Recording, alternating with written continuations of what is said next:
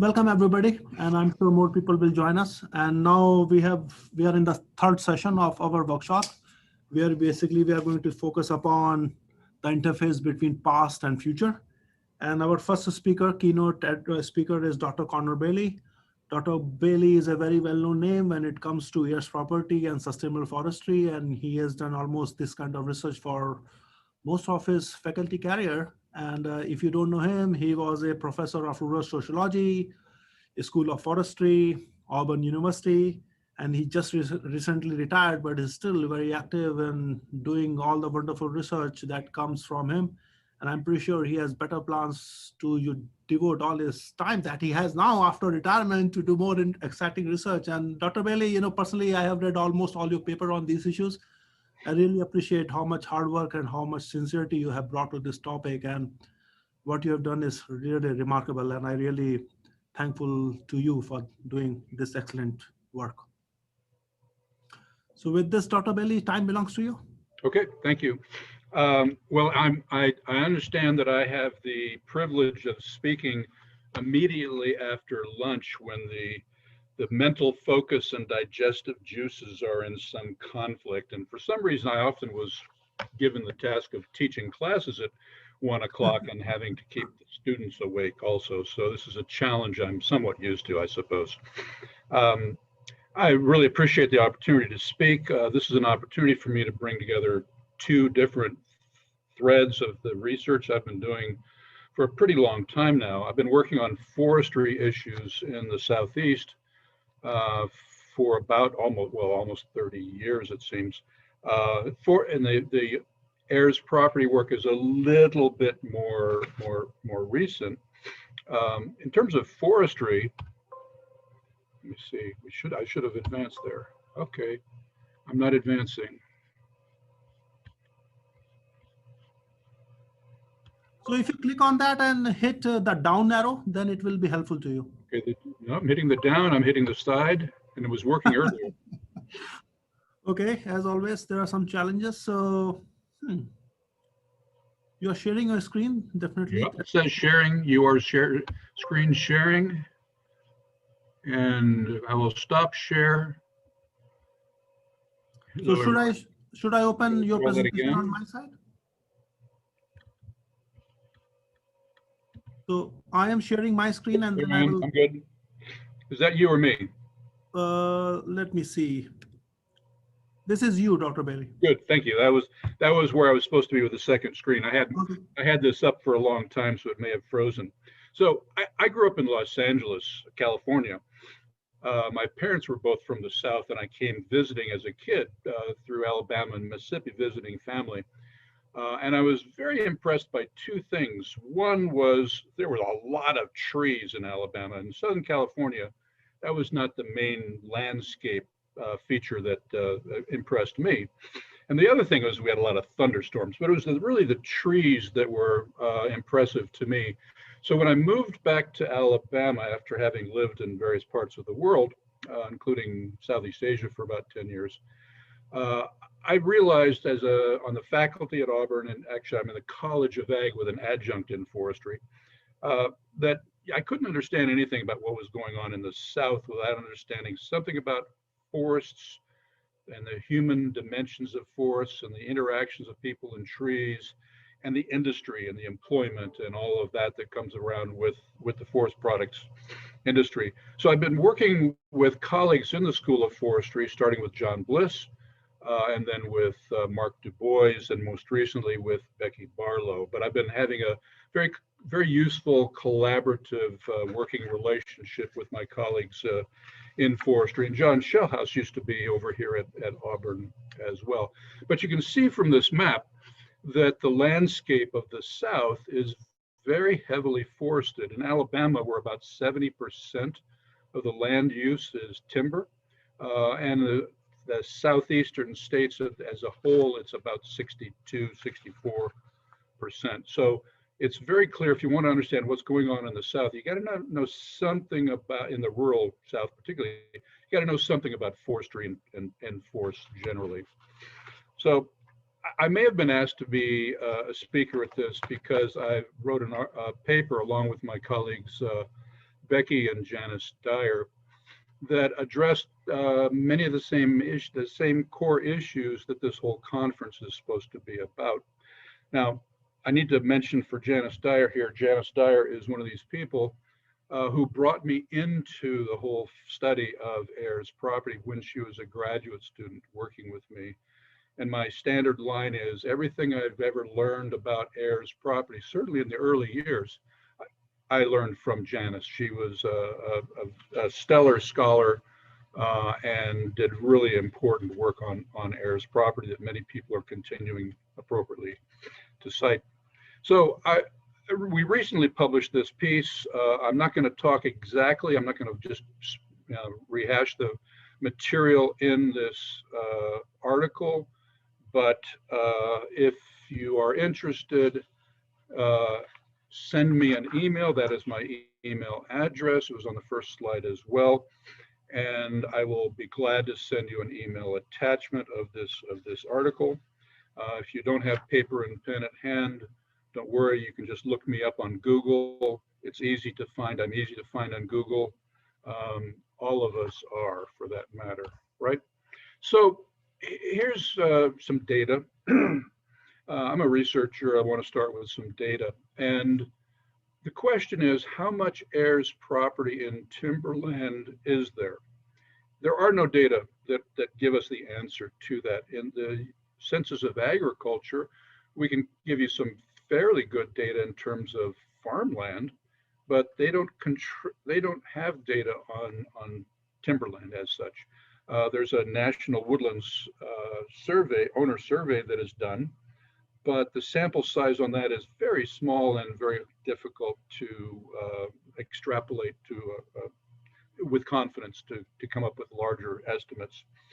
So in that article that I cited previously, that's available if you want it, we used various juggling of data around and came up with this figure of 1.5%, based on a series of a dozen or so published articles that looked at different counties across the state, and there was a range, but 1.5% was the figure we came up with, and the journal article was published, so it must be good, right? But 1.5% is the estimate that I'm going to use here for saying, okay, in Alabama, for example, you have 22.8 million acres of timberland in the state. 1.5% of that is 342,000 acres. That's what I'm estimating in Alabama is timberland that is owned as heirs property. And I do that calculation for all those states, and I come up with 3.1 million acres. Is that an accurate, exact number? No, it's the best approximation I can come up with. And it's backed up with some data. The point that I want to make, however, is that it's a big number. I don't know if it's 4 million, I don't know if it's 2.5 million, it might be 5 million, but it's millions of acres, okay? Keep that in mind. There's millions of acres of timberland across the South that are in heirs property. And this is an important issue in my view. There's been some work on research on heirs property for about 50 years. The first was back in 1973, funded by the Rockefeller Brothers Fund by a guy named Robert Brown. And then the monumental work by the Emergency Land Fund in 1980, about a 500-page study of heirs, specifically on heirs property, the very first study that focused specifically on heirs property. And there's not been anything to match that original work that was done. Contemporary research kind of falls into two categories. One is the legal scholarship, and the other is more broadly, I'll call it social science research, and I'm going to go into those both briefly. The legal research has focused to a large extent on issues related to partition sales, and particularly predatory issues of predatory partition sales where real estate developers have used the vulnerability of heirs property to gain control and ownership of that land, often paying pennies on the dollar, and families being uprooted from ancestral lands and homes, so that golf courses and resorts and things can be built along the Gullah Geechee coast of South Carolina and into North Carolina and down into Georgia and even North Florida. This has become a major issue, and where the property values are relatively high, as in urban areas or in coastal areas where tourism development is an attractive option. This divestiture of land, this legalized theft of land, as Thomas Mitchell called it, devastating land use. This has been of course, an important kind of research, and has attracted a lot of attention, including by the media, but also by researchers, including myself. When you read this literature and you read the accounts of people whose lands have been stolen, the moral outrage comes bubbling right up to the surface. And so it's very important research. And so this is what a lot of the legal research that I'm familiar with anyway, has focused on, and it's led to some important policy changes, notably the Uniform Law Commission passed recently, well, not that recently, but the Uniform Partition of Heirs Property Act. There's 17 states, I believe it is, plus the U.S. Virgin Islands have adopted this, and there's other states in the nation that are where this is actively being debated. The HPA has been incorporated into some of the language of the 2018 Farm Bill, in the sense that states that adopt this act have increased access to funds from the Department of Agriculture, and the Uniform Law Commission currently is considering an additional act that would be related to heirs property and tenants in common more generally. So there's been some action that has taken place out of these concerns that have been very powerfully expressed in the legal literature. That said, there's some reason to think that these issues of predatory partition sales are not the only issues associated with heirs property, and in many cases, and particularly if you're talking about timberland that's not near a coast or an urban area, that these lands have relatively little attraction for real estate developers and speculators and things like that. So that there are some places where these predatory partition sales are really important, but in other cases, it's not necessarily the most important issue. And I'll come back to that in a little bit. On the social science side of the research, we heard from several key actors in this field, including John Shellhouse. Cassandra Gaither Johnson has done some wonderful work on heirs property. Sarah Hitchner and Noah Goike and of course Puneet Dwivedi, all of whom are, most of whom are involved in this conference. So there's been some really good work being done, but generally to look at it, you'd say, okay, there's a lot of it that's looking at family forest land, including Black family forest land management. What are their different, as we heard from Noah earlier, they're different management objectives. They are not just one thing. The Black landowners, including heirs property owners, they're different people, they have different objectives, they have different scales of operation. So it's not just a one size fits all kind of question.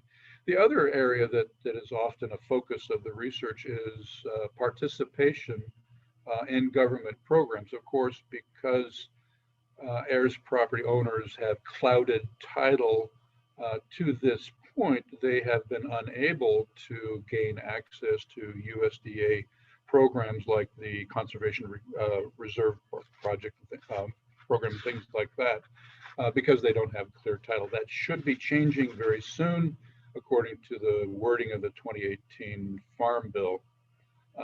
But the final regs have not yet worked their way through that whole process.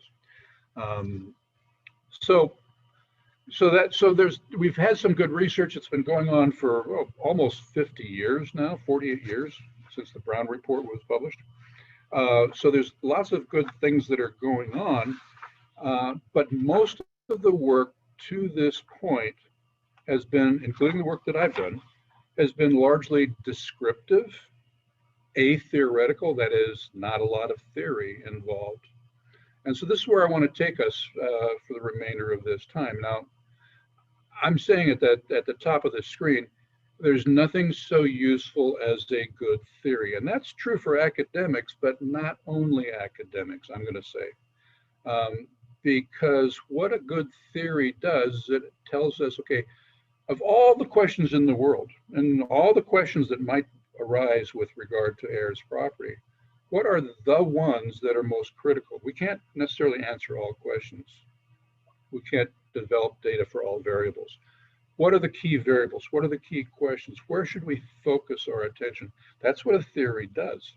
It guides us into where to focus our attention. Now, there's dangers here, which is that if we only look at those questions and don't keep our eyes open to things outside the theory, we're putting blinders on ourselves. But it does help us focus our attention. So what I'm going to do is talk about two different conceptual frameworks or theoretical frameworks. One is the question of dead capital, and the other is critical race theory. So dead capital is something that a guy named Hernando de Soto from Peru, an economist from Peru, was saying, why is it that underdevelopment persists in many countries around the world?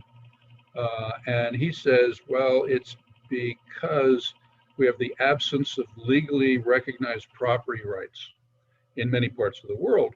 And this is one of the issues that makes it very difficult for people to mobilize the wealth in property to promote economic growth and wealth generation. And the World Bank and the International Monetary Fund and other groups have taken on this idea as something really important to their work. And so he writes that the poor people living in the third world countries hold property, quote, in defective forms, houses built on land whose ownership rights are not adequately recorded. That sound familiar? He continues, because the rights of these possessions are not adequately documented, these assets cannot readily be turned into capital, cannot be traded outside of narrow local circles where people know and trust each other, and cannot be used as collateral for a loan, cannot be used as a share against an investment. Again, does that sound familiar? It sounds very much that as if De Soto was talking about heirs property. So what does the concept of dead capital do for us? Well, for one thing,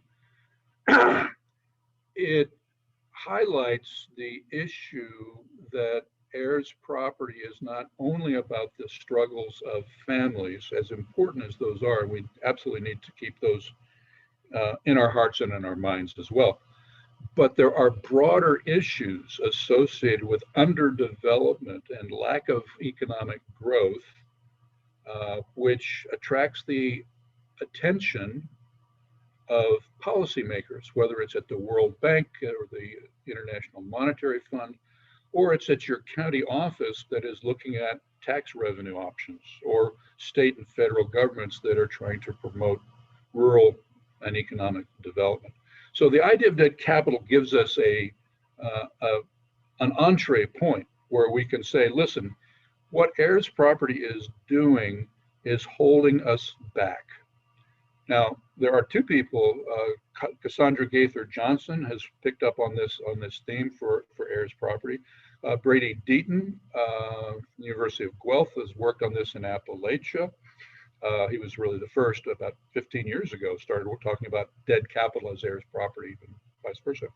So this is not entirely unplowed territory within the realm of heirs property research, but I'm suggesting for researchers that this is a useful phrasing and a useful framework for us to approach the question of rural development.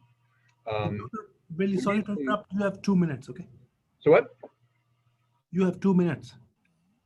Aha, really? I thought I had 30. You told me I had 30 minutes. 30 minutes total, 22, 23 minutes for talking and 2 or 3 or 4 or 5 minutes Okay. of Q&A. Yeah. Then I shall move quickly ahead. So one of the reasons that this is important is that because the dead capital does not generate growth, we end up with issues of persistent poverty in wide areas of the rural South. People who are familiar with the demographic profile of the South are going to understand that many of these areas that are in dark maroon are also areas where you have high percentages of African Americans. And so what this doesn't, these two maps, so these overlaps don't prove any kind of causality, but it does reflect, I think, the importance of millions of acres of land that's not being adequately used. And beyond that, the agricultural land and the housing that's allowed to deteriorate is not being able to be used for generating wealth. So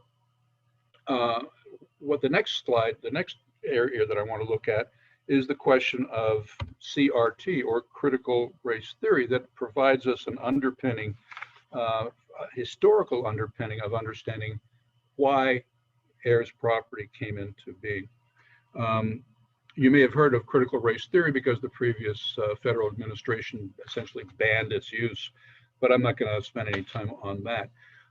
Critical race theory comes initially out of legal literature, but it's been adopted in the fields of education and the social sciences, and it's a framework that tells us, why do racial disparities in income and wealth and education, et cetera, still exist? It's because they are embedded deeply in our institutions within this country. It's part of the institutional fabric. And it's important here to understand that the historical fabric is part of the Jim Crow era. So here's a courthouse scene in South Carolina. A whole bunch of folks that not many of them are African American. But my point here is that I'm sort of following on Joe Hamilton's Sherman period.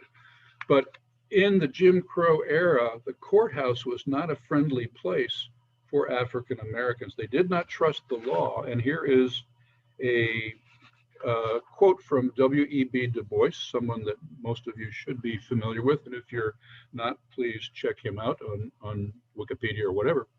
But you can read the quote yourself. And the point here is that there's a long history of legal oppression that well predates the Black Lives Matter movement, right? This has been a problem. The use of the law, the judicial system, and the carceral system in subjugating African Americans, not treating African Americans fairly, sets the groundwork for heirs property. There's no Black lawyers, there are no Black judges, there are no Blacks on juries. Going to a court and dealing with a legal concern is not an option that any African American during the Jim Crow era would readily accept. You don't trust the courts, and so people never wrote wills. There were educational limitations as well, but the fact of the matter is people never wrote wills because they trusted nothing about the legal system. And so we can't blame people today that's like blaming the victim for not writing wills. This has become a family tradition, a part of maybe even culture, but it is something that is ingrained in the behavior of people over a period of multiple generations where people could not find adequate treatment, access to, or fair treatment within the legal system.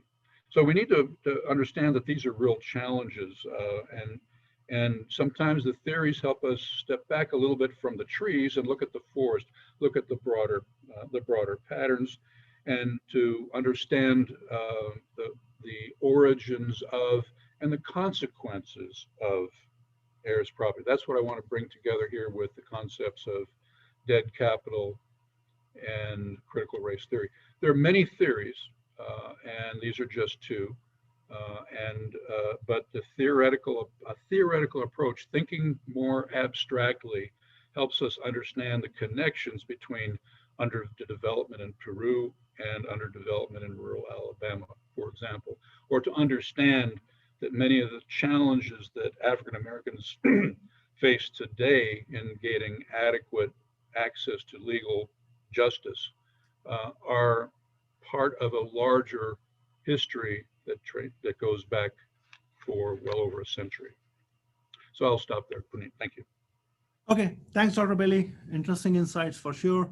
So we have one or two questions for you. In fact, we have one question, but we have one question, how I should put it, two questions from the same person. Okay, it is in chat window. So more people, if you have questions, I'm sure you do have, please type it them. And as I requested, type it on question and answers, because for me, it is easy to just look at one place instead of two places. But this is from Kenneth.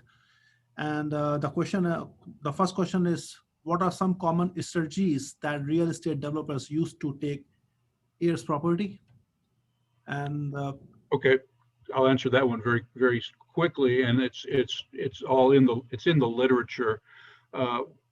What will happen is the real estate developer will find an heir who maybe doesn't have a clear, strong emotional connection to the land. Maybe they've moved away and are living in New York City or whatever. And they say, hey, would you like to have, I'd like to buy your share of this property. Here's $5,000 or $500. And so they will find an heir who does not have the same kind of emotional connection to someone who's still living down in South Carolina or wherever, and buy that share. And now they are now part of the heirs network. And even though they're not family, but they have rights, they will then go to a court and petition for a partition sale. Now, the courts have the option of doing partition in kind, dividing up the land, or houses, physically, or selling and distributing the proceeds. And historically, the latter has been the most common approach, and that's part of what the UPHPA is trying to address. Second question? So Dr. Bailey, second question is that what we can do to basically defend ourselves against all these, all these things that developers keep using them. Well, Skipper in her very first talk talked about some of those strategies, and I'm going to defer to Thomas Mitchell and those who are speaking later. But the short story is clear title and find some other legal mechanism, for example, an LLC, for the collective ownership to be entrusted within an LLC. That gives you some protection depending on the bylaws of that LLC.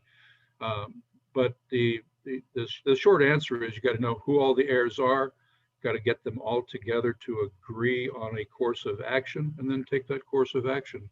There's probably going to need to be a lawyer involved at some step along the way.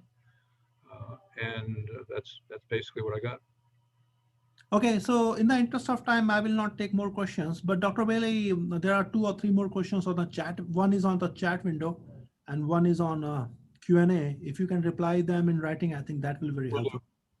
Okay, thank you so much for your time. And I think as James is saying, everybody will agree that thanks for your critical insights and sharing your experience with us, because these things matter and definitely they bring more awareness where we can come together and move forward. So thanks again, Dr. Bailey, for your time. Read Du Bois. Yep. Okay, so now we have our next speaker, Alicia Kramer. Alicia Kramer is a senior vice president at the US Endowment. And I have known Alicia from now 3 or 4 years now, and I always worked, really enjoyed working with her. And on and off, we keep exchanging emails on some topics related to heirs property or nowadays with women landowners. But Alicia, I am really thankful to you for giving us some time today because you know practically everything about the sustainable forestry and African American land retention project, basically the project which started all these discussions that we are having today. So that is why I thought to invite you because your perspective on SFLR will be critical to understand basically what we learned from SFR and basically how we should take all those things to move forward as a team, to come together as a team, to help people and land at the same time. So Alicia, thanks again, and time belongs to you. Okay, thank you, Puneet. And on behalf of the U.S. Endowment for Forestry and Communities, thank you for allowing us this opportunity to talk about sustainable forestry and African American land retention, which often you will see referred to as SFLR. But it's really fun to talk about how we can help build wealth and use forestry to create wealth for families and communities. And I use the word fun, but it's been a lot of hard work for many people that are on the ground and the sites that are making this happen. So I'm pleased to get to chat about that today and look forward to some questions here. So as we all know, much has changed over the last 150 years in the United States, and that's about the time that the Civil War was winding down. And during that wind down phase, many individuals and communities were trying to figure out, all right, what do we do next? And one such discussion occurred in Savannah, Georgia, where union leaders gathered with a group of Black ministers to determine ways to help thousands of newly freed slaves. How would they lend their support to help them as they move forward? And the ministers went out into the communities, chatted with the people in those communities, and came back and were able to provide an answer to those leaders. And the answer was land. They really felt like land was the way that would allow them to build wealth for their families and for their communities. And so we've heard today that, you know, there was the General Sherman's Special Field Order 15, and this order was really given in January of 1865 to provide access to land in the Southeast to former slaves, which would give them a foundation on which they could build. But there was really no infrastructure put in place. We just heard Dr. Bailey talk about that, you know, from the standpoint of the legal structure and, you know, from wills, judges, et cetera. So just a few months later, late in 1865, that policy of granting lands to freed slaves had really run into some serious roadblocks. And the former owners started demanding that their land be returned. And then unfortunately, Abraham Lincoln was assassinated and Andrew Johnson kind of ran things, and he reverted back to allowing the previous owners to have access and have that land. And so this sadly was really just the beginning of many broken promises that the African American land community would face over multiple generations.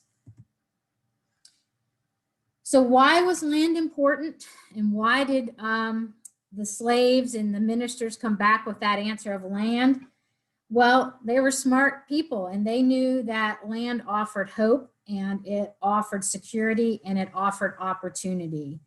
And in the 45 years following the Civil War, even though the infrastructure really wasn't in place to help support land, freed slaves and their descendants accumulated roughly 16 million acres, and it was almost all by purchase.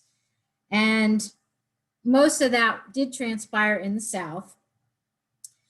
And by 1920, Black-owned land peaked with 925,000 families, representing about 1 out of every 7 farmers in the US. That would represent about 14% of the nation's farmers. And so just, you know, that was less than 100 years ago, that's what it looked like. But today, African Americans comprise less than 2% of the nation's farmers, around 50,000 in numbers and less than 1% of rural landowners. So you can see that there's been quite a shift in just that time frame.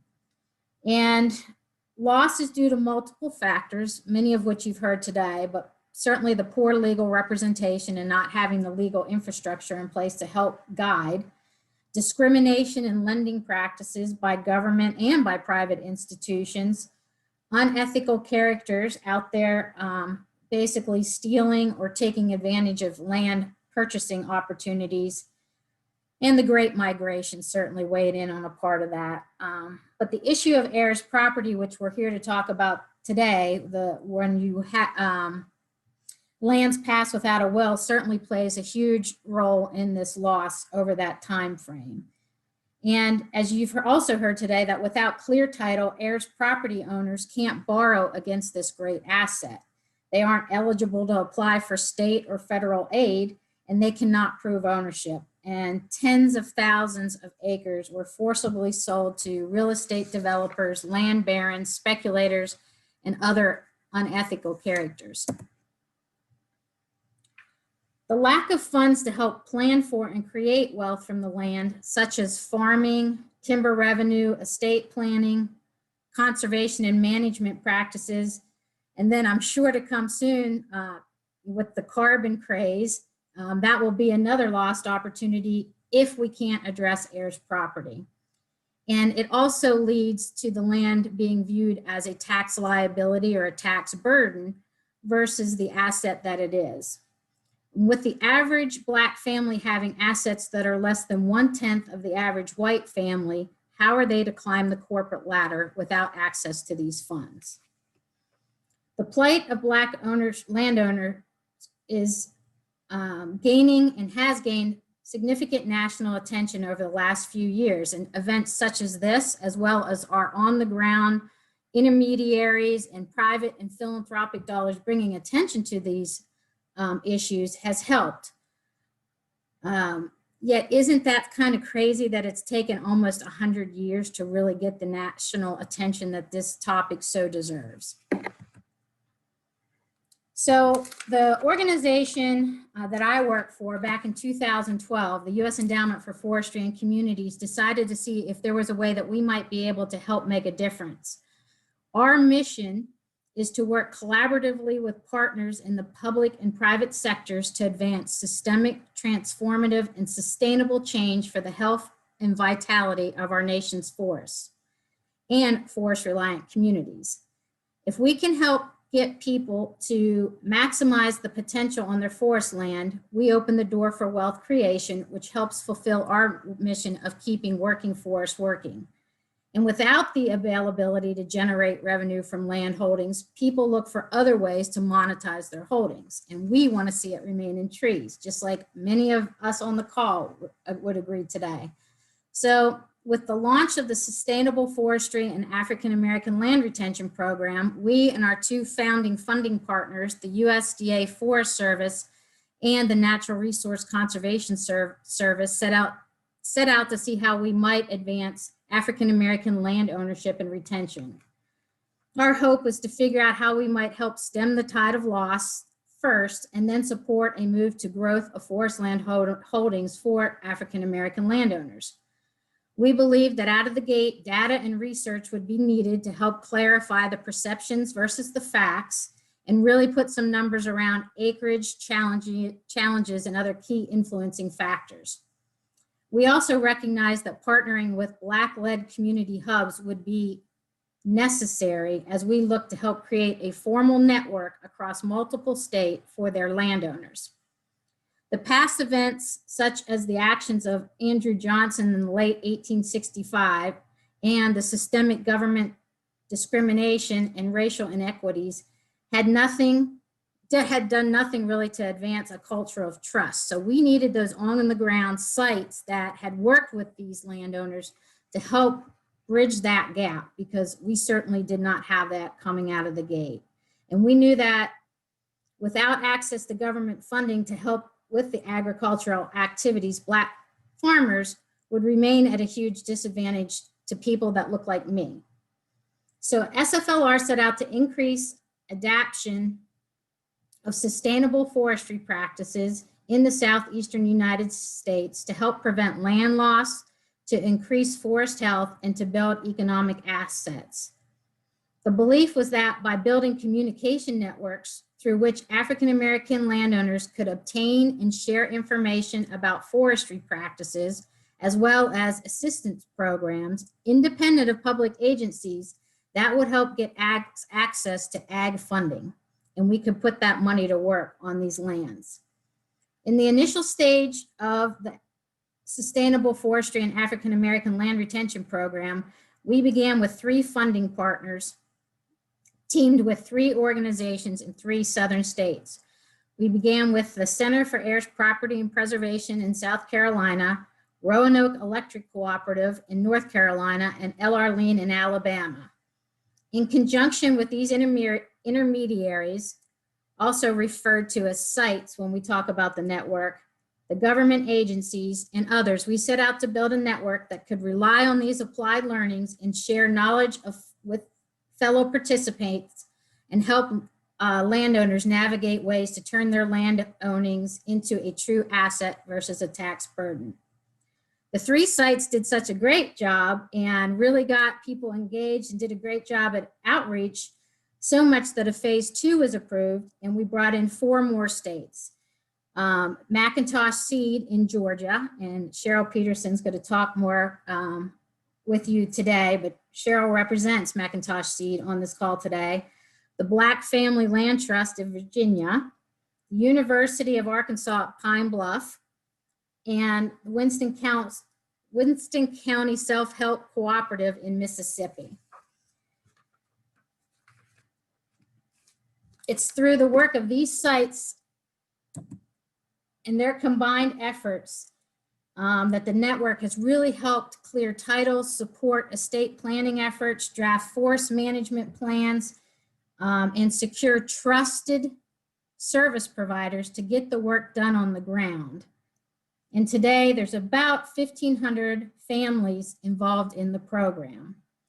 And while it's easy to visibly see the results of these practices and engagement, we really felt like we wanted to try to quantify what the advantages look like in terms of dollars. So the endowment reached out along with the NRCS, the Natural Resource Conservation Service, and we commissioned a study that Forest to Markets pulled together for us to kind of help quantify the work that had been done. And the undertaking considered hurdles such as heirs property, access to professional forestry consultants and legal services, availability to timber and fiber markets, and access to government cost share and other financial assistance programs. And what we really wanted to take a look at is if land that did not have or was not afforded that opportunity within the network, what that value looked like. And then those that participated in the network and had access to funding and were able to deliver on some of these forestry practices, what the value of that land looked like. And was there a lift, as we call it, a land lift, so that an added value per acre could be seen.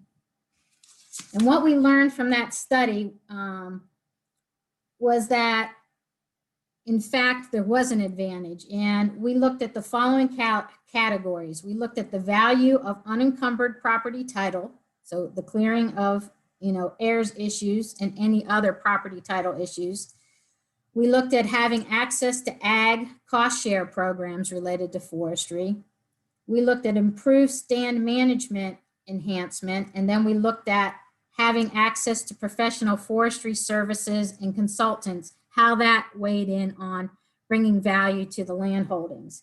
And the study confirmed that clearing title not only yields the greatest acre of value, it adds about $1,000 to a base price of land that is encumbered, but it also is foundational to unlocking other gains, because without clear title, land value is greatly reduced, limiting financial leverage because you can't get to those cost sharing programs. And forget about, if you don't have a consulting forester out there with you helping you work through this on your land, it's tough to really get FMV or fair market value for those services. So overall, the study showed on a conservative basis by employing different techniques, such as making sure you had clear property, enlisting the help of a consultant, and getting access to funding, you could be somewhere about a $2,000 per acre improvement on those land holdings. Along the way, there's been a lot of applied learnings, and I'm not going to chat with them about all of those today, but I think there are a few that should be shared with the group to consider as you work through engagements in this area.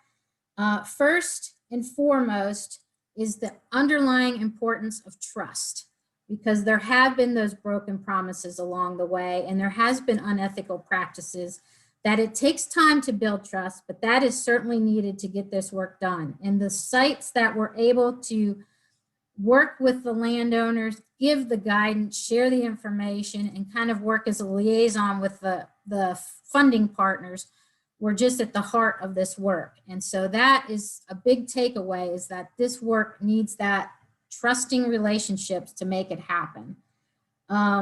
We must continue to resolve the heirs property barriers. Those are huge, and we're making great progress with the Uniform Partition Act and the expansion that we've seen with that across the US, but we've got to continue to challenge our lawmakers and push for that resolution.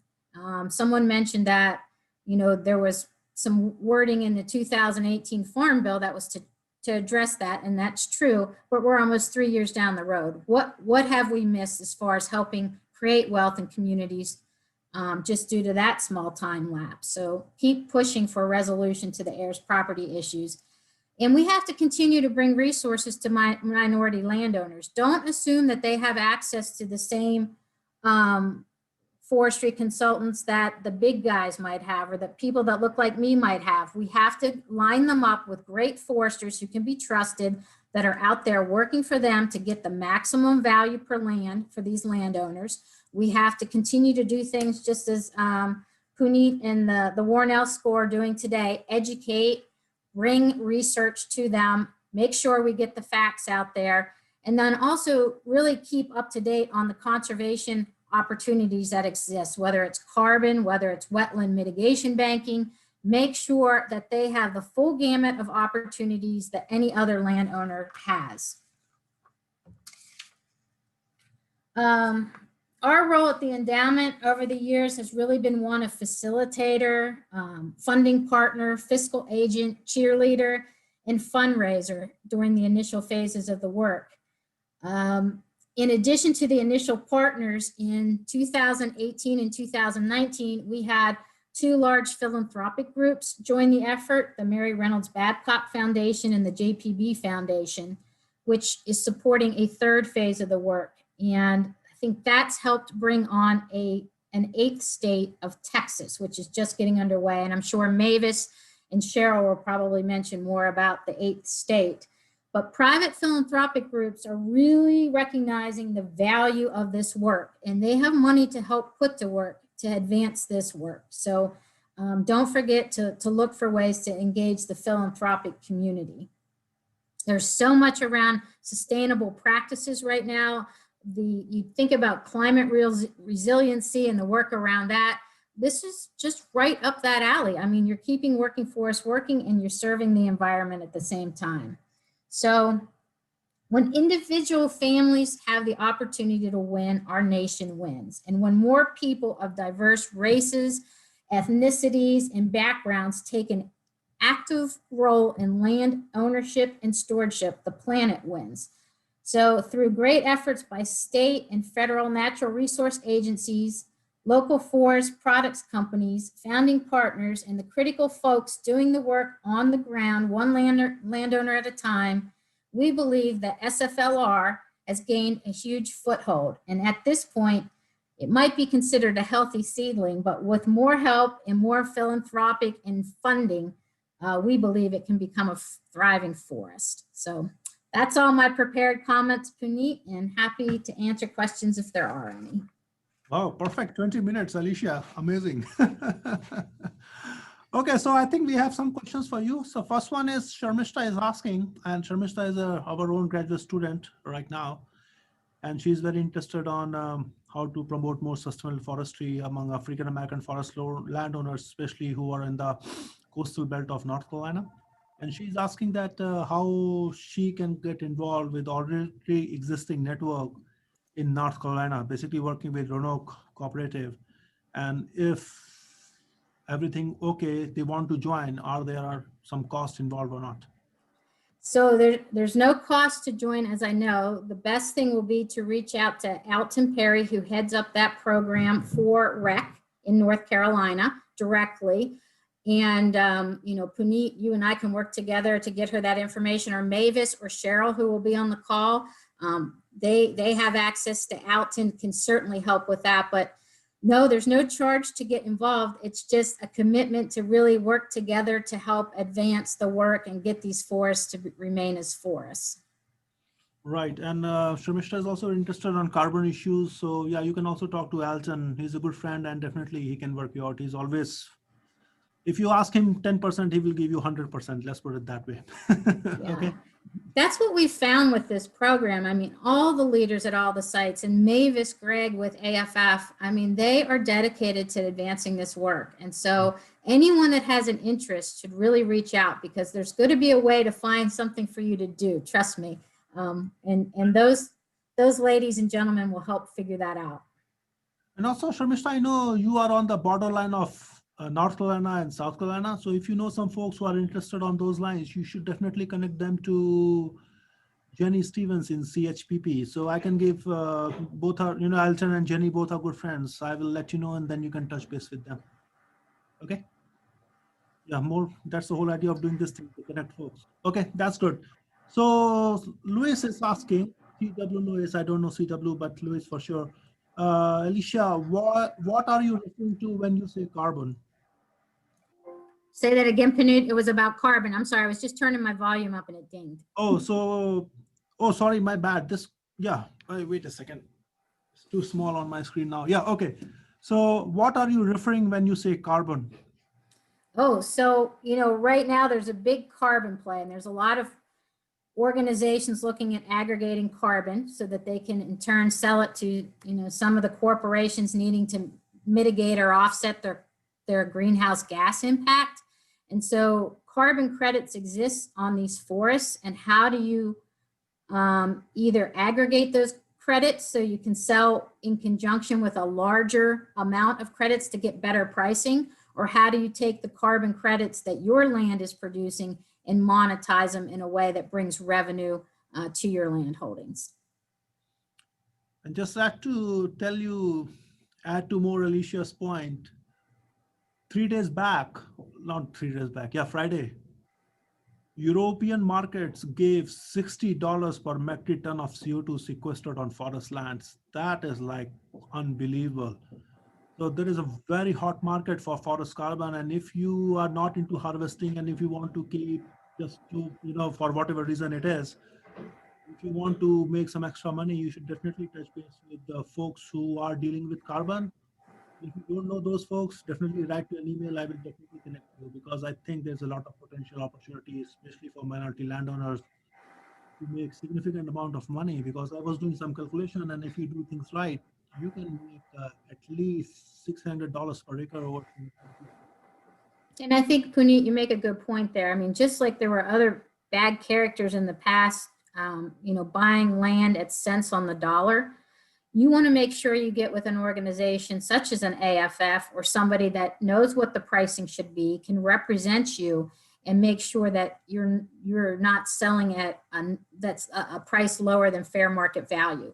So encourage the landowners to work on a strategy to optimize the value of those credits versus just selling to, an aggregator that may not have the best intentions or is just really trying to be a third-party broker. Look for one of those reputable organizations such as the American Forest Foundation. Yeah, you definitely work, because carbon markets are a little complicated. So work with the American Forest Foundation or contact me or our extension folks. Because right now, if you're somebody's buying carbon on your forest land and they are giving you $2, don't even think about it. You should get it at least $6 per metric ton of CO2. Okay, the way prices are in US market. And if you don't know anybody, email me. I will connect you exactly people who sell these markets every day. So yeah, let me know. Happy to help because that is where I also specialize more or less. Okay, good. Any questions for Alicia? So Alicia, I have a question for you because, it's good that we talk about what we learned and what went right and what not. So out of this SFLR project and very successful one, what are the key things that we should definitely avoid where we are losing participation? Where are we losing participation? I think, well, certainly COVID has played a little bit of a role in that because you can maintain trust virtually, but it's hard to build trust virtually, right? So not having access to those landowners, at least in those initial phases to build that trust could play a role in there. So anything we can do to keep outreach. I know the network's put on a lot of webinars and educational outreach efforts and communication pieces to try to really keep the network cohesive and attract new participants. But that is an area, those touch points are important. And so I think not letting too much time go without those touch points, even in a pandemic, would be a very good thing to consider. Right, yeah, I think definitely with these COVID-19, we are facing some circumstances we would have never thought about it like 1 year back, right? Right, that's right. And I think not assuming that one size fits all. Every landowner has something in their head what they want to do with the land or what they want to protect. Some people want it just for wildlife observation, right? And other people want to be able to work the land, and some people want to be able to recreate on the land. And I think really understanding what that particular landowner wants to do, what's the vision of the land for himself or herself and their descendants, and working that into the forest management plan and not viewing it as a one size fits all. I think that's important to keep in mind.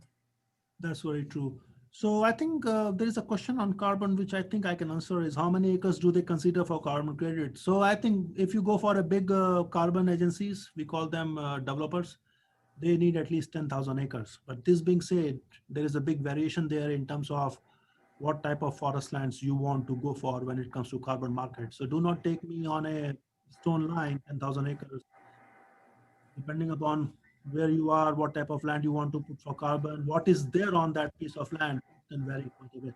Okay, so keep that in mind. And I think that this is the last question that I'm going to take for Alicia. The question is there a possibility for engagement with a match program for existing owners with new owners? Is there one now? I'm not sure I'm following that, Puneet. So the question is there a possibility for engagement with a match program for existing landowners with new landowners? I would think so. I would direct those questions to Mavis Gregg, who's going to be on here shortly. They're partnering now through memorandum of understanding with the network. So let's ask that question, and they may be better. They're certainly better able to answer that than I am. Okay, so with this, thanks so much, Alicia, for your time and thoughtful presentation. I really appreciate all your time and guidance and all the things that we share on these important issues. And I'm looking forward to work with you on other exciting projects because this thing is very near and dear to me, and definitely I want to continue to do some research to help people and land, as always the case is. So thanks again. I appreciate it, Puneet. Thank you. Bye. And also I put the link of the report on chat window. I'm sure people are reading it. Okay. So with this, our next speaker is Mavis Gregg. And wait a second, too many windows on my laptop. Let me spotlight. Where is Mavis? Mavis is here. 1 second. I'm here. Yep, but I need to make you star of attraction. Here you go. Now everybody can see you, Mavis, okay? So if you don't know Mavis, Mavis is the director of Sustainable Forest Land Retention Program at American Forest Foundation. And I think I know Mavis from last 2 years or now when she became director, and we met last time in Washington, DC. And since then we are on and off over emails, talking over phone or something to figure it out how to move forward. And when this came up, I thought that Mavis will be a really good speaker because the future of SFLR belongs to AFF, which Mavis is taking care of. So I'm glad that Mavis agreed to give a small talk about SFLR and also what are the plans for this project under the leadership of American Forest Foundation. And as always, I'm pretty sure you are going to enjoy her presentation because she is awesome. So with this, Mavis, that belongs to you. Thank you, Puneet. It's great to be here. Thank you for the invitation.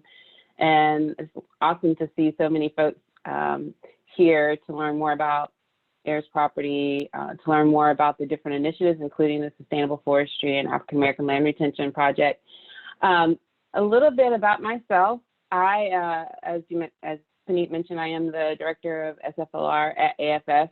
I have 13 plus years experience as a death and dirt attorney, meaning that I have focused on this issue for quite a while. And I also own Heirs property with my siblings. We became owners of property, 4 pieces of property, 2 of which we lost because of the complications of Heirs property. And so I have a passion for intergenerational wealth for people who are land rich, cash poor, like families like my family. And this passion brought me to forestry, which is totally surprising as someone who did not grow up thinking that they would work with trees, but it has helped guide my path in becoming a conservationist and environmentalist, both through this program, but also serving as chair for the North Carolina Parks and Rec Authority and former chair of a North Carolina Land Trust. And just a little bit about the American Forest Foundation. Most people don't know this, but family forest owners make up the largest ownership group of forest land in America. And so AFF's mission has been to deliver meaningful conservation impact through the empowerment of family forest landowners. Stewardship to protect clean water, wildlife habitat, wood products, and good paying rural jobs. Plus, outdoor recreation has been something that AFF has supported for 80 years plus. And we focused on private individuals to ensure that forests can continue to be productive for all Americans.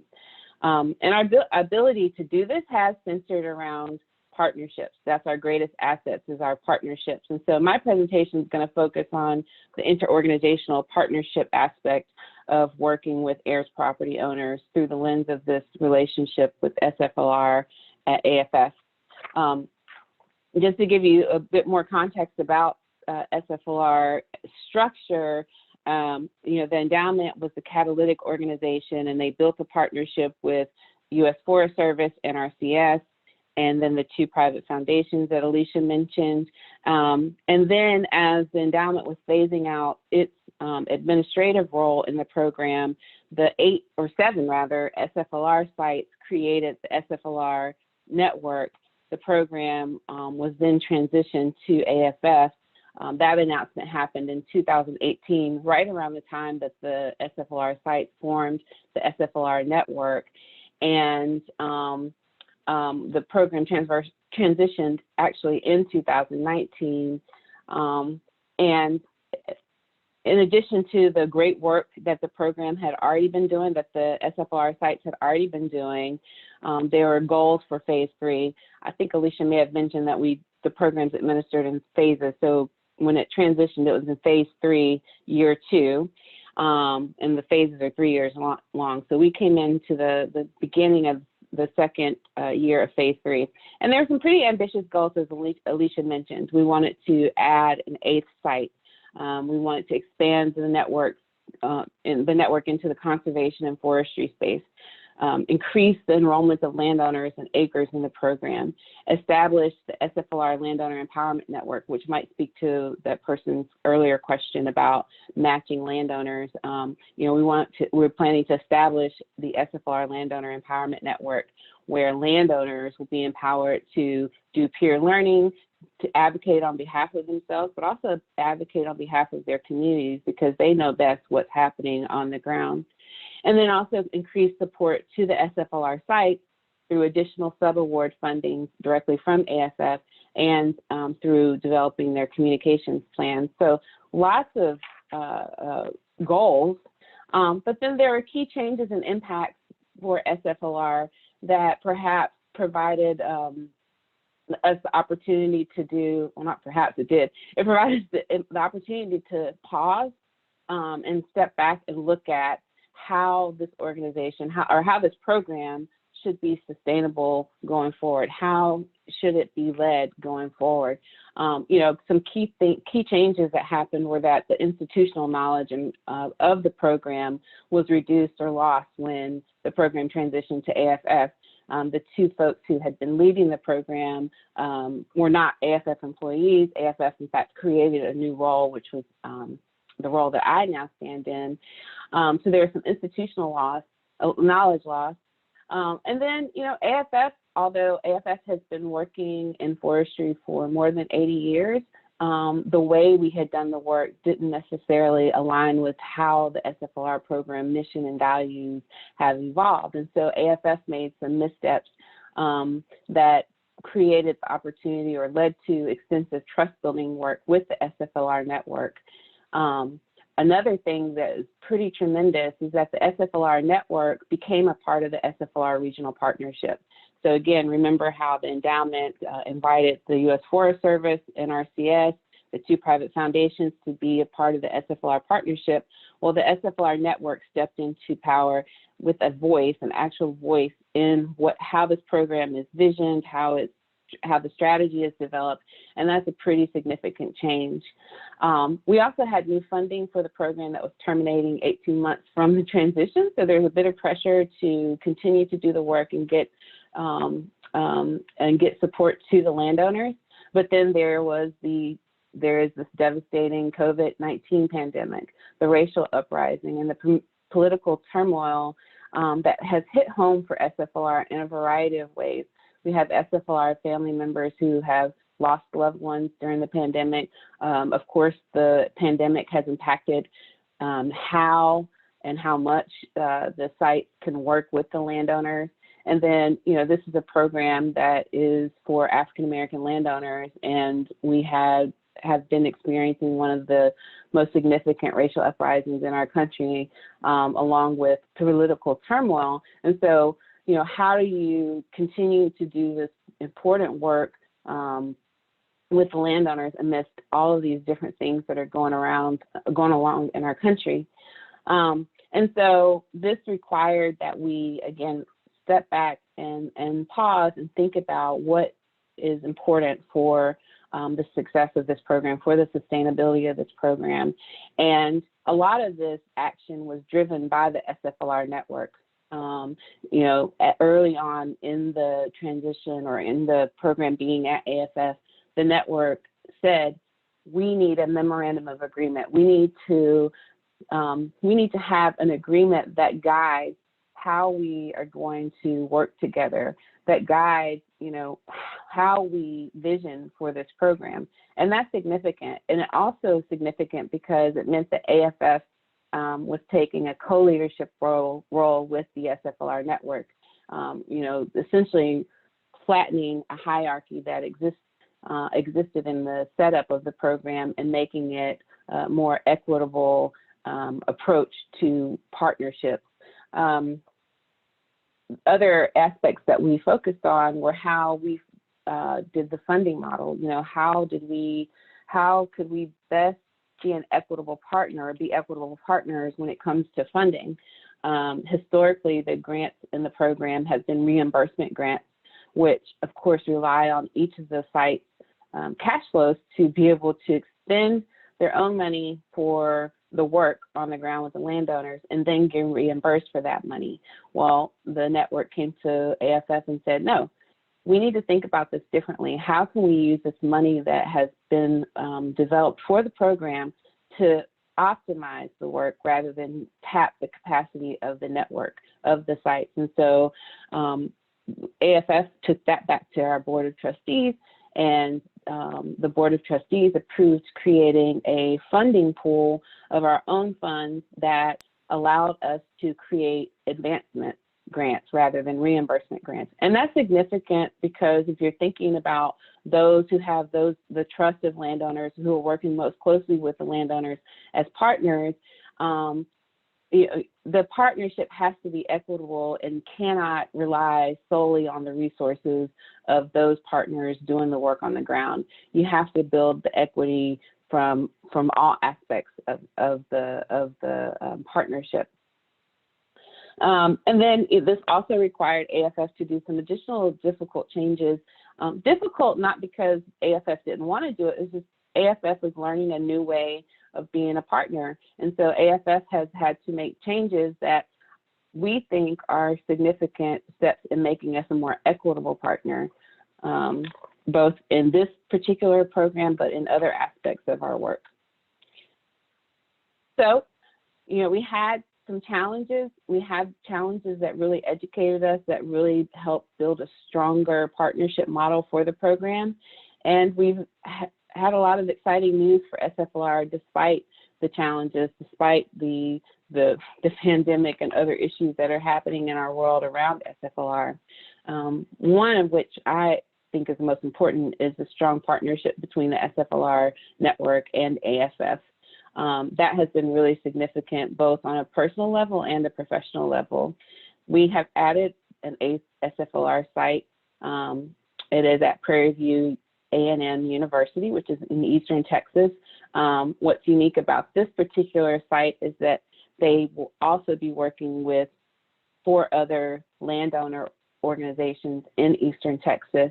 So it's kind of like a mini SFLR in Eastern Texas, which makes sense because Texas is so huge and the number of African-American landowners in Eastern Texas is pretty significant. So we are really excited about the fact that not only do we have a historically Black college and university as the SFLR site, but there are 4 Black landowner organizations that are part of the SFLR Texas site.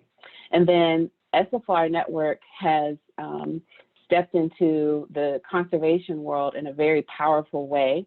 The SFLR Network is now a member of the U.S. Council of 1 Trillion Trees, or 1 Trillion Trees.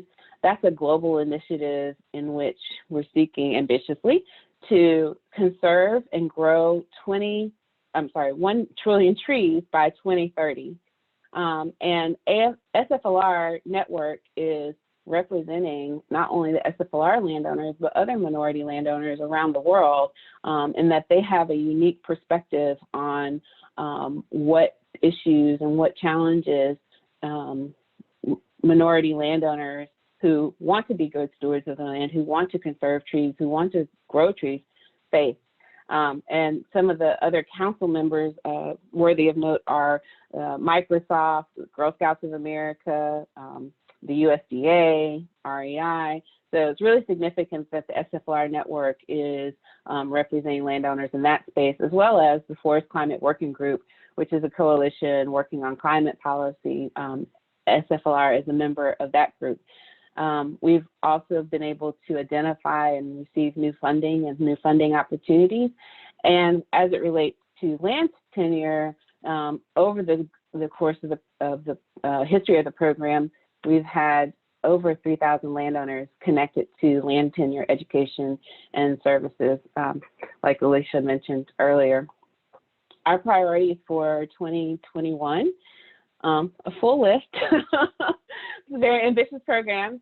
Our Texas site has begun its programmatic launch in January, and our landowner empowerment network launch will occur this year as well. We have a wonderful opportunity through NRCS collaborative conservation grant to implement technology strategy for the program.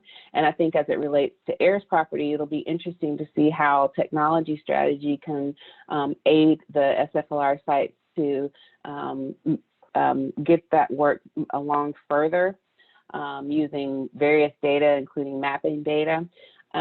We plan to expand the resiliency and income of SFLR landowners through food. I put an asterisk there because it's kind of a vague statement, but we received funding to work with Black food systems participants, and the way the SFLR is going to approach that is a value add for SFLR landowners. A lot of the SFLR landowners have smaller parcels, and so the yield from an income perspective for trees is limited because of the parcel size. Or another challenge that they face with income from the trees is that they have younger trees. The trees were more recently planted, and so they won't yield income for another 10 or 15 years. And so this value add through supporting SFLR landowners with farming and other opportunities to engage in the food system is something that we're really excited about. With the 1 trillion trees participation, we will be developing and implementing a pledge for 1 trillion trees. I'm really excited to learn what that's going to be. And then we will enter phase 4 of the SFLR program. So the next 3 years is phase 4. That will begin in October of this year. And so we've already begun to develop strategy for phase 4. And 10-year anniversary will take place in 2022. So I don't have any details to share about that yet, but I promise you it's going to be big because hopefully it'll be in person. And then, you know, we want to celebrate and share more about this amazing program. We've had wonderful relationships with all of the partners involved, and we want to tell the story more. We think that the SFLR program is a model of how very different organizations can come together to address a particular issue, to work with a particular group. And so we want to celebrate and share more about this work. And then, of course, the landowners are why we are all here. And so we want to continue to do great work with the landowners. So I'll pause there.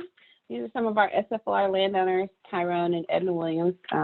If any of you are connected to our North Carolina SFLR site, you probably know them. The Williams, they're awesome. But yeah, I'll pause there to see what questions there are. Thanks, Mavis. Hey, I think I saw this farm very recently in some video, if I remember it right. Yeah, yeah, they, or actually there's a Forest Proud video, I think, that just came out featuring Tyrone and Edna. Yeah. Did you just see it recently? Yeah, I think 1 week back or so. Yes, yeah. Great Okay, people. good. Thanks, Mavis. So any questions for Mavis? I can see one question which was actually asked to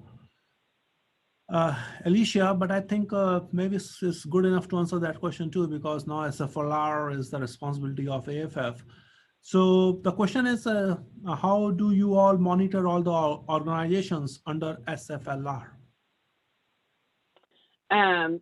Okay, so I'm going to be a typical lawyer and ask for further clarification. So I will say that from an administrative aspect, AFF is tasked with managing reporting on the deliverables of the various grants that the sites have. And so AFF facilitates that. Each of the sites have their own staff that develop their reports and submit to AFF, and then we process those and share with the endowment. As far as monitoring goes, though, when I think of that, I mean, it really is that the network and AFF are working jointly in terms of, you know, what are our overall goals and how are we working to get those, and along with our other partners, such as the Endowment, Forest Service, and NRCS. But Okay. let me know if that doesn't answer your question. So I don't see any question. Okay, so Deborah Butler is asking, I think Deborah is at Amherst, Massachusetts, if I remember it right. Any initiatives to reestablish native species? I'm sorry, what's the question? So the question Any is initiatives? to reestablish native. Yeah. Yeah. So another opportunity that we will be exploring this year, I think in conjunction with our 1 Trillion Trees Pledge, is participation in the Longleaf Pine Restoration Initiative, which does overlap in, I think, 3 of our SFLR states. And then we continue to look for ways to support SFLR landowners through AFF biodiversity programs initiatives.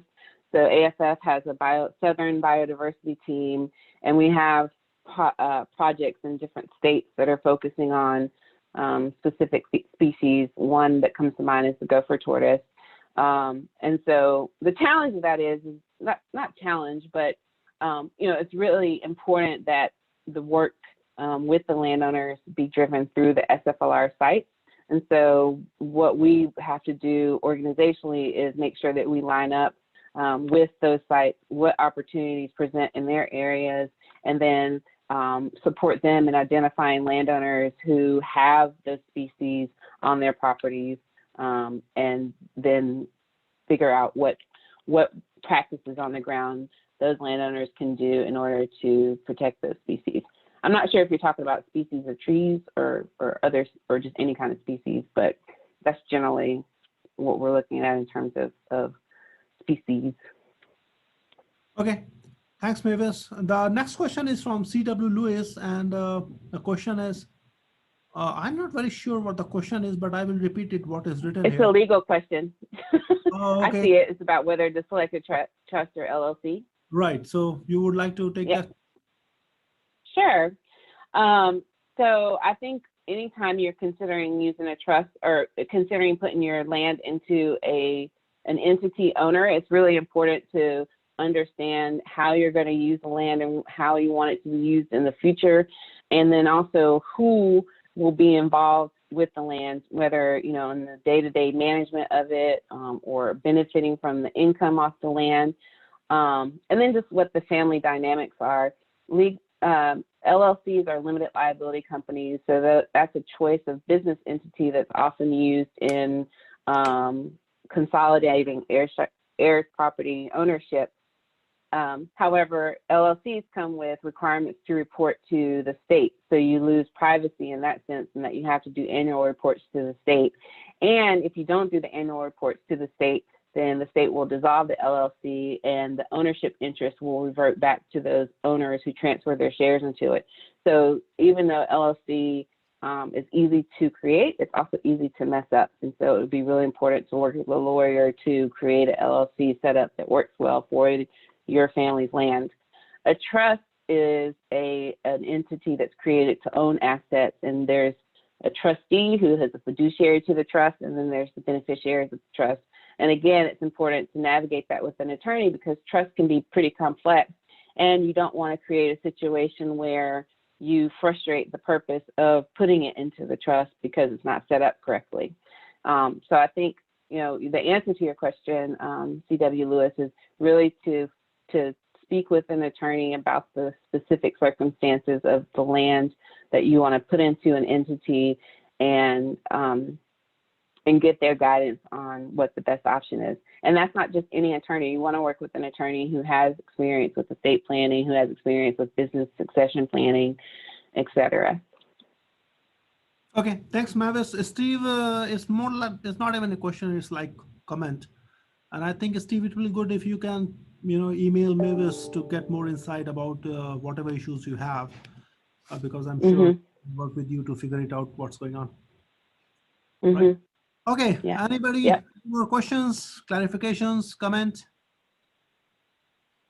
We still have plenty of time.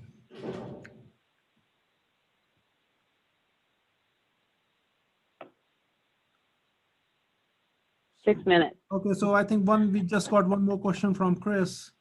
When you have multiple family members who are interested in keeping the land and using it for forestry, have you found success in getting one attorney involved with the family to help determine best legal strategy?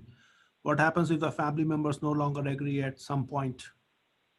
Yeah, I think that's a great question. So from a lawyer's perspective, there are ethics rules that inform how we work with heirs property owners.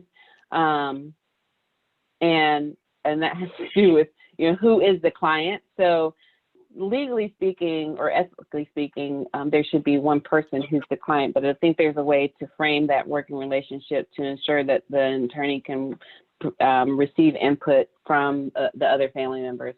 But it is important to work with an attorney. I think when you're considering an attorney and working with other family members on the issue, it's important to know what folks' interest in working on it is and what level of support they want to provide, both from an information perspective, but also from a financial perspective.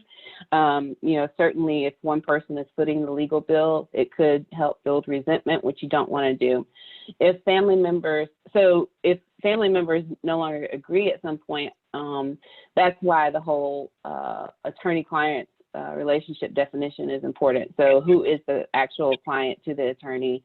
If the family members don't agree at some point, then the attorney should still only be working for one client. So it would be really important to have understanding and transparency for everyone on who is working with the attorney. But I also recommend considering bringing in neutral third parties such as mediators or group facilitators to help facilitate the dialogue with families, because even if family members are getting along, it can be a lot to hold that conversation about what to do with the family's land. So having a neutral third party whose job it is to facilitate the conversation or even de-escalate conflict could be a big boost and help you avoid getting locked in conflict so that you can focus on getting the work done.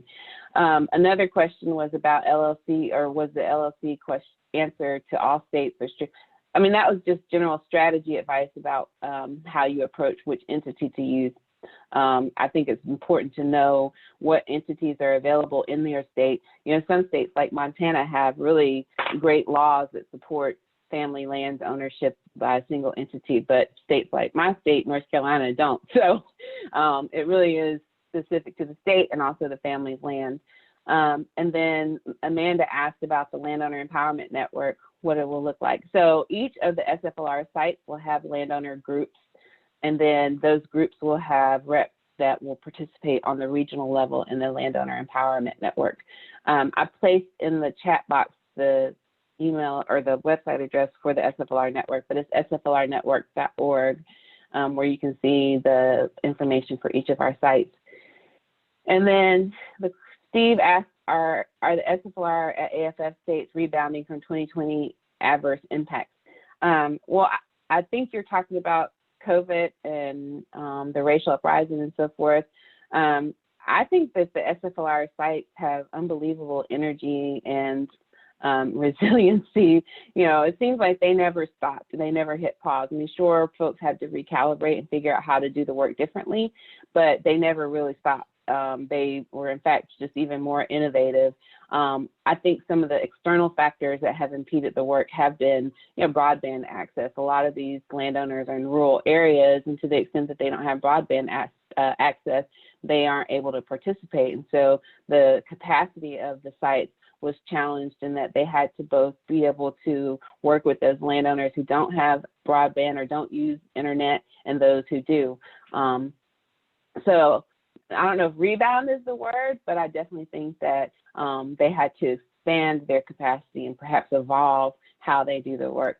And then Carol asked if I know of any nonprofits in LA, Louisiana, focused on SFLR, and what progress, if any, has been made regarding alignment of the uniform. Yeah, so Louisiana, I do not know. Louisiana has not adopted the Uniform Partition of Heirs Property Act, and I don't have a sense of why, but perhaps Thomas Mitchell, who will be speaking later, can provide some insight. But what is interesting is that Louisiana is in between two SFLR states. We got Mississippi on the east and Texas on the west. So I would hope that some of the work or the results of the work are seeping into Louisiana, but I'm not really familiar with anything happening there. And then someone said, yeah, Shania asked that, are there directories of people who do this for landowner issues? I'm not aware of any, but I do think that alternative dispute resolution and group facilitation can be a huge boost to unraveling some of the conflict that heirs property owners see. And I'm saying that not just because my first job and much of my life was spent as a mediator, but I really do think that the legal system doesn't currently support heirs property owners the way that it should. And I think perhaps empowering landowners, heirs property owners outside the legal system through using other methods could do that. And I think mediation and other conflict resolution tools could be a big boost. Okay, So Tanya, we have to create that directory. yeah. So in the interest of time, we have to stop now, but Mavis, thanks again for all the help and all the excitement that you guys are creating through the really good work at SFLR. And I wish you best and also the program best, because that is definitely a program which can help people and land all the time. Okay. And thank you, Puneet. Sure. And thanks again for your time. And I think there are some questions for you on chat window. So whenever you have time, just write them up if you don't mind.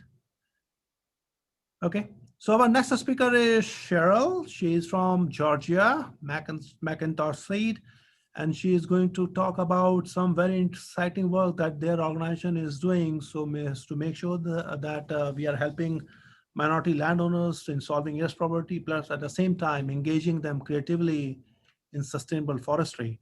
And Cheryl has instructed me to share her presentation, and then whenever she says next, I will change it. I promise you. Okay. Okay. Yep. Oh, can you see now? Yes. Okay, Cheryl, we are all set.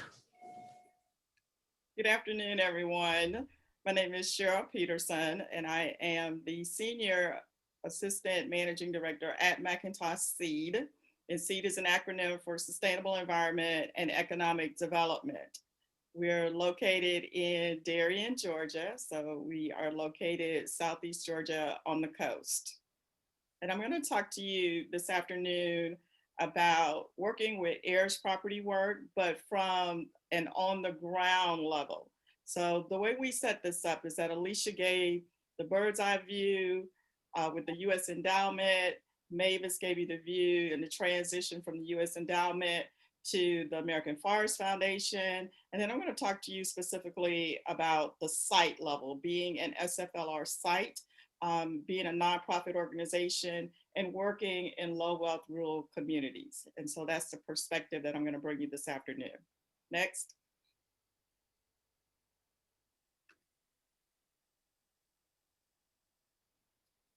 So McIntosh SEED is a nonprofit community organization. We were founded in 1998 and located in coastal Georgia.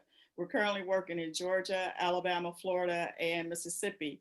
And our work is really centered around strengthening low wealth families and improving economic conditions in underserved rural communities in order to reduce the poverty gap and to also increase opportunities for improving the capacity of families in terms of land retention, generational wealth, and preserving the environment. And I'm going to go through these pretty quickly. Okay, sure. So I'm going to talk to you about McIntosh SEED's heirs property work.